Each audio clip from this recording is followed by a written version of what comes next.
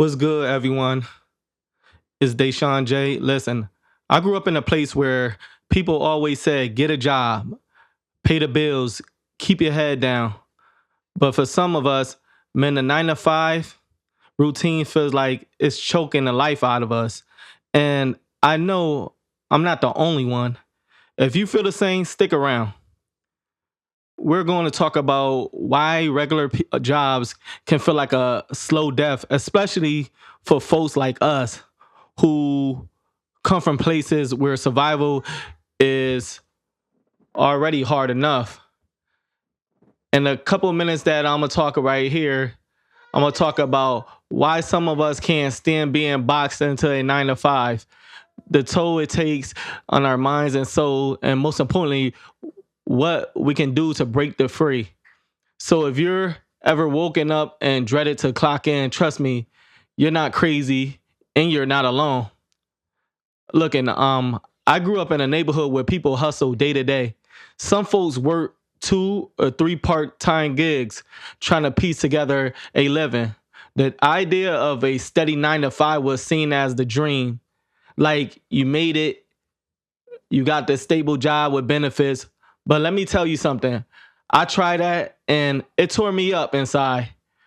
Waking up early, fighting traffic, spending 8 hours under fluorescent lights. Man, I felt like I was suffocating. If you grew up hustling on your own terms, that daily structure can feel like being locked in a cage. Some of us thrive on creating, on moving around, sitting in the same seat, the same people every day. That's not enough to drive a free spirit insane. I'm talking exhaustion, no energy for your side hustle, your passion, even your family. The time I clocked out, I felt like a zombie. I looked around and see a bunch of blank faces, folks counting seconds till quitting time. I'm not saying 9 to 5 is evil. For some, it works. But if you feel like your life force is draining every day, that's real. In a neighborhood where folks either hustle or they struggle, a job that kills your spirit ain't really a blessing. It's another form of survival. Believe me, the second I felt that daily routine sucking the life out of me, I had flashback of my childhood. I remember how I used to dream of something bigger, not bigger money necessarily, but bigger freedom. That's when I knew this 9 to 5 routine wasn't for me. And let's get real about the emotional side. Coming from a rough environment, I already have layers of stress, money problems, family drama, you name it. But the 9 to 5 added a different kind of pressure. It felt like I was living someone else's life. Clock in, clock out. I lost track of who I was.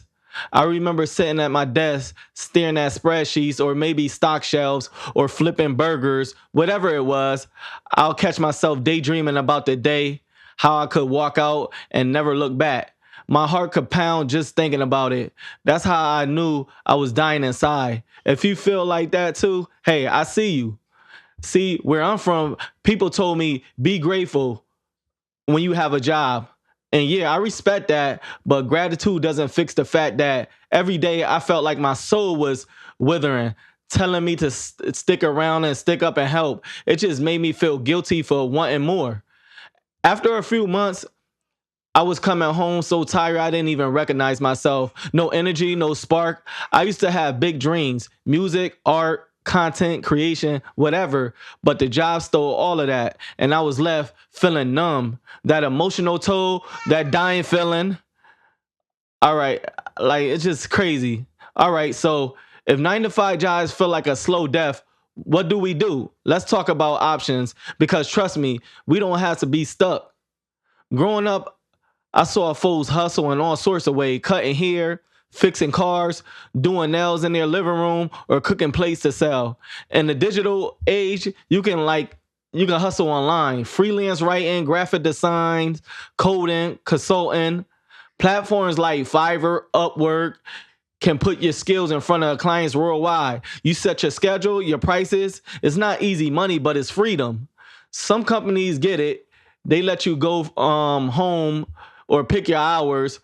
If your routines kills your vibe, remote jobs can help.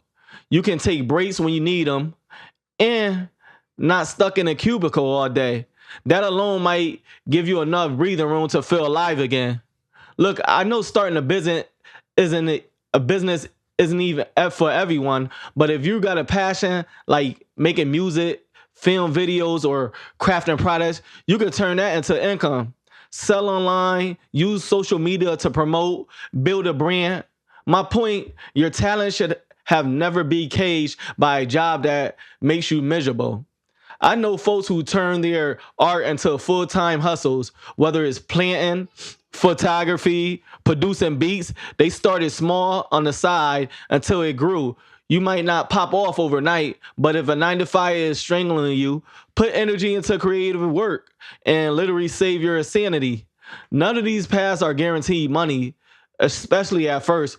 But think about it. If your 9 to 5 is killing your spirit, what's the point of steady income if you're miserable? Sometimes you got to invest in your freedom. Look, I'm not here to bash anybody who loves 9 to 5, but for some of us, especially if you come from a place where you learn to hustle on your own, that routine can feel like a death sentence. I've been there. I lived that dreaded life. One, recognize your feelings are valid. Two, the system wasn't built for everyone, and that's okay. Three, there are other ways to make a living: freelancing, remote work, entrepreneurship, stuff that give you space to breathe and be yourself.